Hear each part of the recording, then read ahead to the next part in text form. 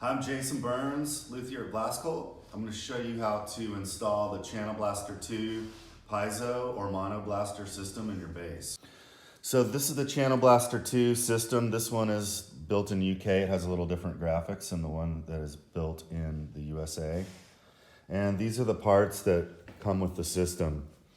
We have the piezo pickup. This is your bridge. This is your fingerboard pickup. These are wire ties to secure the slap fingerboard pickup to the back of your fingerboard. This is a wire isolation foam that goes in your bridge to hold your slap pickup wire from touching your bridge. And this is the important part here. This is the tension screw and the threaded insert that goes into your bridge leg. This is the battery bag that holds a 9-volt that goes into the back of the tailpiece. So we'll start by installing the battery. Just goes into the clip here. And there's a piece of Velcro on the bottom that holds it in. And you tuck your wire in. And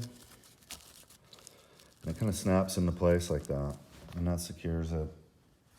It's easy to reach also when it's on the base. You can pull it off, change your battery. The battery switches on when you plug in your 1/4-inch cable into your tailpiece. So if you're not playing, unplug it, and that turns off the battery and keeps it from draining the power. This is the tail wire or tail cord that the tailpiece comes with. I chose this because it's a very high strength Vectran and Kevlar woven cable, and basically this doesn't stretch. It stretches less than 1%, and its breaking strength is about 5,000 pounds. So I include this because it's also adjustable, and you can get the height of your tailpiece on the top of your bass where you want it. You know, the string length in between your tailpiece and your bridge, and where this sits on the front of your bass.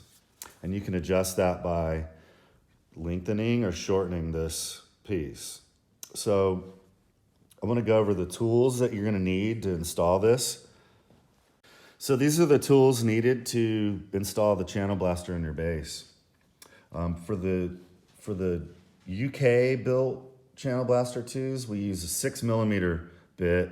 In the USA, you're going to use a 1/4-inch bit. I have two versions of a 6mm here. One is obviously longer than the other.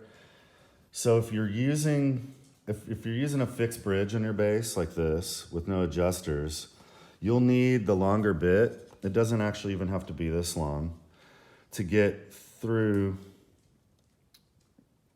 without the drill coming in contact with your bridge foot.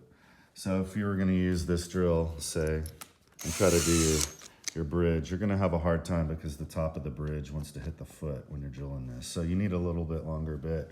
But if you have the adjustable bridge, it's a lot easier. You can just take the foot off and maybe the adjuster off. And you can use the standard 6mm or the 1/4-inch bit, and you're fine. It won't come in contact with the bridge. The next tool you're going to need is the lighter. This lighter will burn the ends of your tail cable to keep it from coming apart after you do your square knot, and I'll show you that later. Also, 5-minute epoxy, and you're going to use the 5-minute epoxy to set the threaded insert into your bridge leg. So part of the installation will be about kind of what kind of bridge you have. Do you have a fixed one? Do you have an adjustable one? Also, this is kind of a standard French bridge, and this is the Blaskol bridge. They're both 1/4 sawn maple, but you can tell here on the Blaskol bridge we have a bigger surface area on the wing than this one. Also a little bit bigger gap here. So if you're using like a standard bridge, these come in all different shapes, so they're going to be, they're going to be slightly different from base to base. But this gap needs to be widened to fit our bridge pickup into it.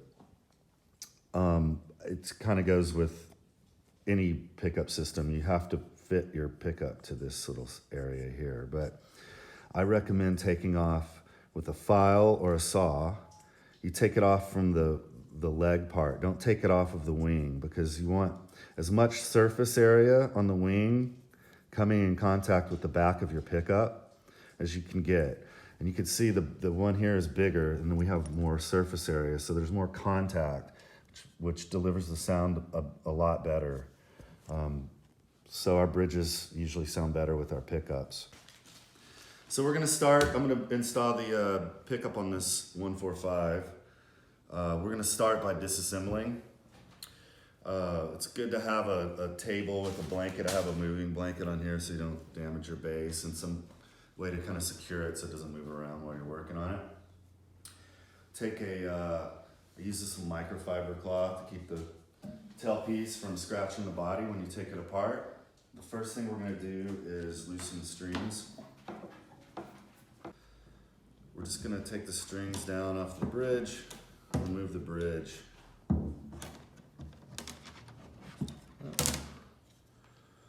So this install, I'm gonna use the adjustable bridge and the shorter bit. This is the most important part of the installation, and it's the drilling of the hole in the leg. You get one shot to do this, and you wanna make it as close to the center so that the pickup is being pushed directly into the center of the bridge wing. So I'm gonna pull off these feet to make it a little easier to work with the bridge and the adjusters as well. And you can find anything with a straight edge, a corner. I'm just using this straight edge here to mark it, but you could use a book or whatever. You basically wanna just get a 90-degree angle to this. And you wanna draw a line that you know is gonna wind up centered onto the bridge wing. So somewhere around there. And that's the direction that it's gonna be pushing. And then you wanna go center from that line into here, which would be about right there.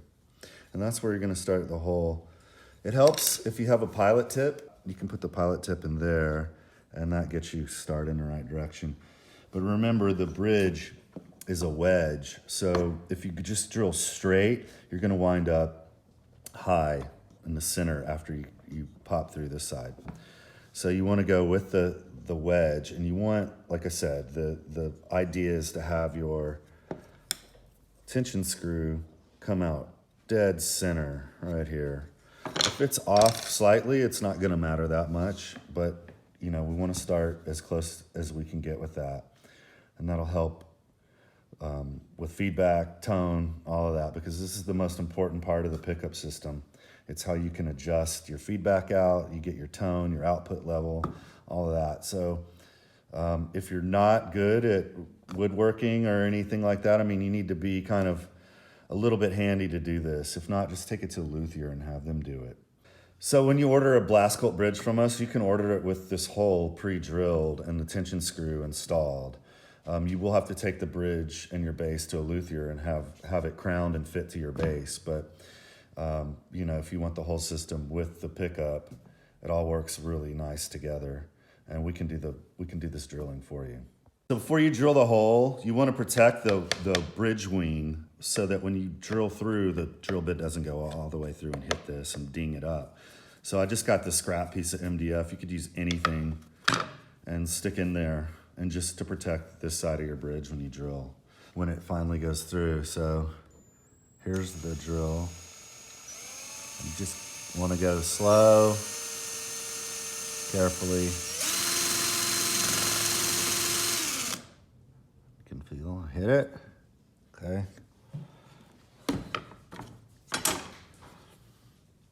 The hole came out pretty good. It's centered very well. Don't freak out if it's not perfectly centered. It's not that important, but if you're way, way off, you could always take a wooden dowel, glue it back in, start over. It sucks, but you can do that.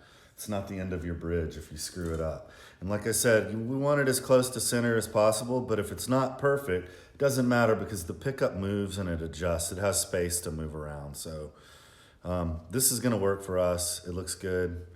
And the next thing we're gonna do is glue in the tensioning screw. So now we're gonna epoxy the threaded insert into the bridge leg. And I've got the 5-minute epoxy here, a Q-tip to mix it. We don't need too much of this epoxy, and we don't want to get it running out all over the threads and then have the threads stick. So you got to be careful about that. You'll notice on the threaded insert, it's rough and it looks like it's been sanded. That's so that the epoxy has something to bite into and it doesn't slip once it's dry. So I'm gonna mix up the old 5-minute epoxy here.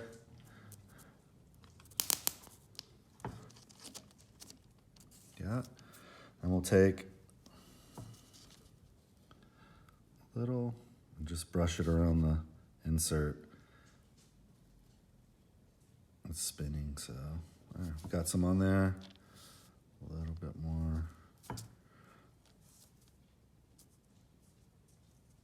And just cover that surface, make sure you don't get it on the threads.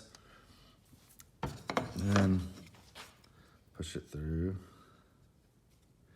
Now, if you push it too far through, you want the threaded insert to go pretty much all the way, but that's too much, right? So you can pull it back. If you're having trouble pulling it back, you can just tighten the tension screw and it'll push it back down into the hole where you want it. You can see it creeping back down there.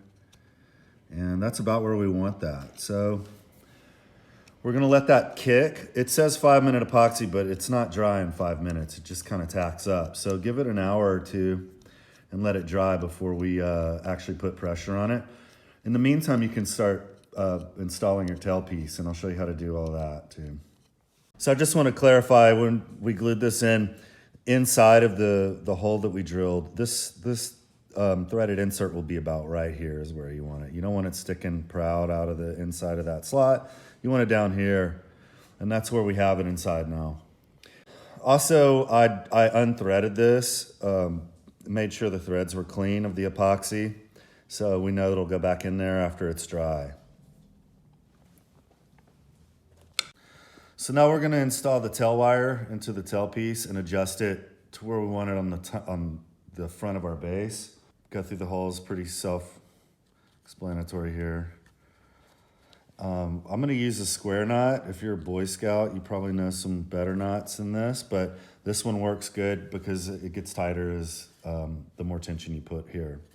So to do a square knot, cross over like this, and then do the opposite on this side and bring this one through here. And that's a square knot. It should look like that. And when you pull it tight,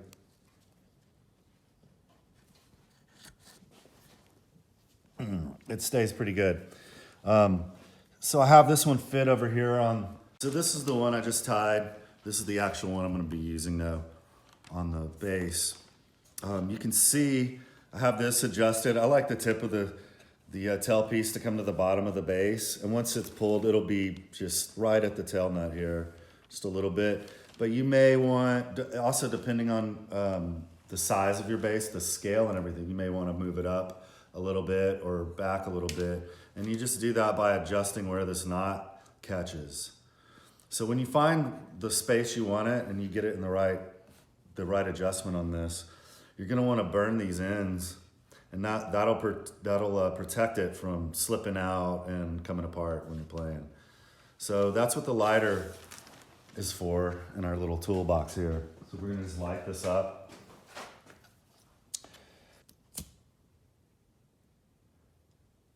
And when you start burning it, it gets a little bit fatter and shrinks up like that.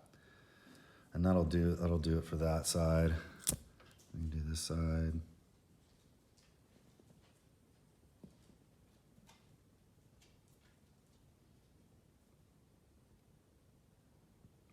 And that's gonna lock it in place. So is this not, if it slips anymore, it'll catch on these and it won't come apart. So I want to show you the controls before we flip it the right way up and you can't see them. This is the Channel Blaster 2. it has a separate slap volume. So this will be your fingerboard pickup volume. And then these two controls will work with your bridge pickup. It's mid-range and bass. So both of these cut or boost.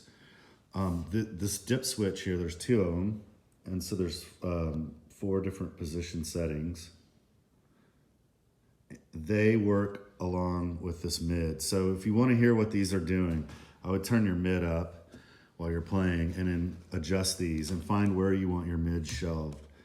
For slap bass, we've actually filtered some of the high mids out that give you the honk sound, and we've tried to make this a little more usable because a lot, you know, the lower mids have the fundamental of the note in them, and that you'll want that.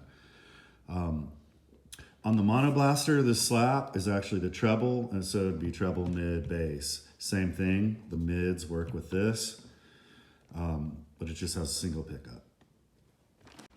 So the glue's dry now. We're gonna put the bass back together and finish the assembly of this thing. So we're gonna bridge back its position, have the strings loose, but tight enough to hold the bridge in place.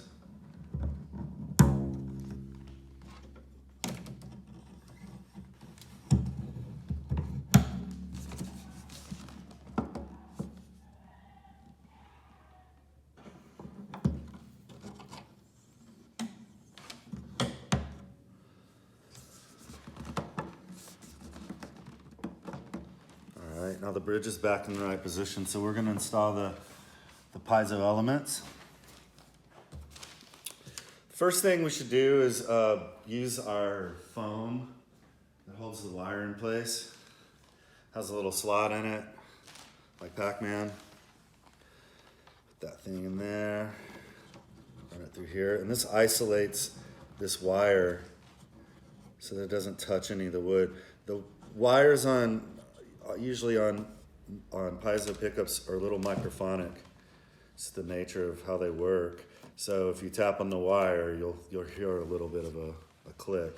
So you want them, you don't want these wires, also you don't want these wires to touch the body of the bass. So when your bridge pickup's here, you don't want this actually touching. So we're gonna wire it up out of the way when we get to that. Now the pickups plug in, the elements actually plug into these little harnesses. I did that so that you can change these out, and if they go bad or you break one, over tighten, you can easily put a new one in. We also make different versions of the bridge pickup for different tone. So if you own one of these pickups, you can buy the wood version. I'm using the acrylic version on this one. You'll see it has the hole here, and this is where the tension screw is going to contact. And if you shake this, you can hear it. Everything's loose in there, and the idea is that this tension screw puts the pressure where we need it. Also, the reason I did this unplug plug thing is because you can change the phase. So if you're having feedback problems, a lot of times you can just flip this 180 like that, and it'll reverse the phase of the pickup, and sometimes that helps in certain rooms to get your tone right. But the correct way to plug these in first is with the arrow, which you see this little arrow right here in the top corner. That goes on to the side with the hole. So you plug it in, and that's correct phase. If you want to reverse it, just 180 and flip it. The same goes for the slap pickup, fingerboard pickup. You find which side of this has the arrow, and the arrow goes to the top side. And then this is the side that actually has the adhesive that attaches to your fingerboard. So we're gonna install this first. What we're gonna do is just tighten the tension screw until it touches. We're not gonna put pressure on it yet. We're just gonna get it into place.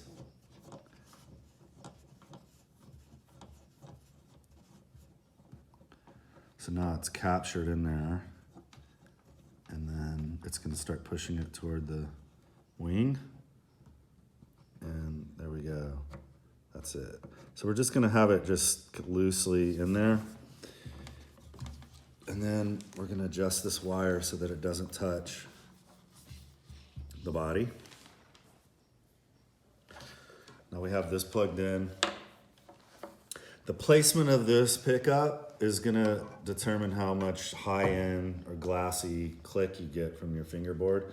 I actually like to have this pickup where my hand is slapping, so it's right around here is where I run this guy. And I attach it to the bottom here. They come with a clear adhesive that has a sticky back on it. I need to show that. So when we install the slap pickup, this, the white side goes toward the fingerboard, and it has this double-sided kind of thick foamy adhesive on it. The perloid part sticks out. So I'm gonna peel off this little guy. I'm gonna put this right about here and press it down.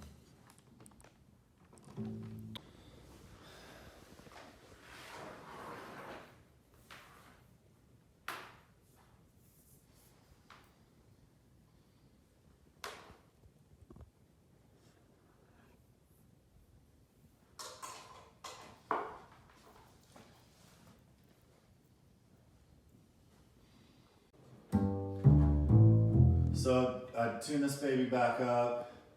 The guts are probably gonna stretch a little bit anyway. The tension screw is really loose like we left it when we first installed this, so the pickup can move around a little bit in here. So we're gonna go ahead and just snug it up. We're not gonna tighten it really tight, but we're gonna keep it from where it just bounces around in there. I've got it on standby now. You're gonna wanna turn the volume and everything down. My starting position on the controls here is I have the bass at about 12 o'clock, and then the mids down a little bit more. They're, like, I don't know, say on like 9 o'clock, where the line's facing this way. So it's about a quarter of the way up. The slap pickup's turned all the way off because I want to get my bridge sound before I start adding the slap. And that's just gonna complicate things if I have the slap up. So we've got our bridge tight, we got this down. I'm pretty much flat on here. I know that this is a slap bass setup, so I've got the mids turned down a little bit, but I got the treble at a 0 and the bass at 0. So these are cuts and boosts. So they're flat. I cut a little bit of the mids, and the gain is on 2, and so is the volume. We're just gonna work, it's got a lot of gain. So these amps, have the active, passive. So I got it on passive, and it's gonna make it a little louder, but if you wanna use your gain more and your volume more, you can push that in and turn them up a little bit. But this is where I start. Take it off standby. We're not feeding back, so we're pretty good.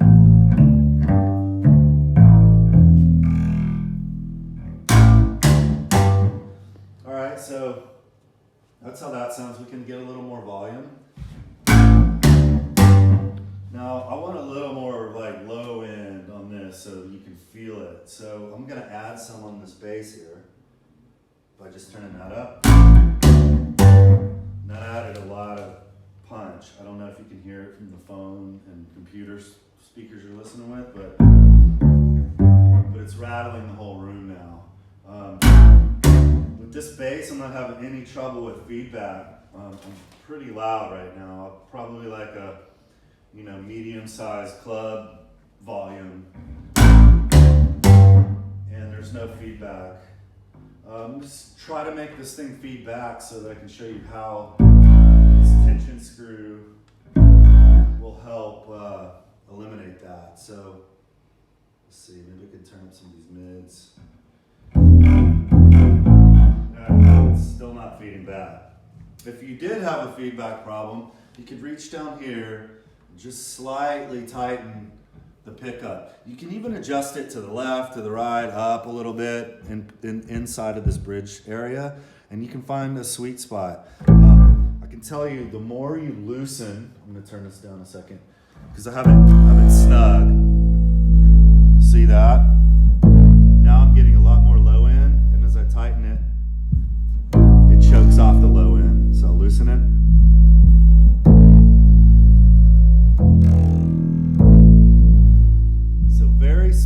adjustments make a big difference here, but it also allows you to get the tone that you want exactly and dial out the feedback. So I'm gonna start adding in some of the slap. You don't want much. I can tell you though, like if you're playing without a drummer, you might not really need much of that. Not even on, you can put it on one maybe. But when you have a drummer and the drums come in, you want that slap to kind of cut through what he's doing so that you have your own rhythm thing and you guys can lock in. So it always sounds like a bit much slap, like if you're a sound check and you're getting your sound. But when the drums kick in, it sounds right. And so I'm gonna add a little bit of the slap in there.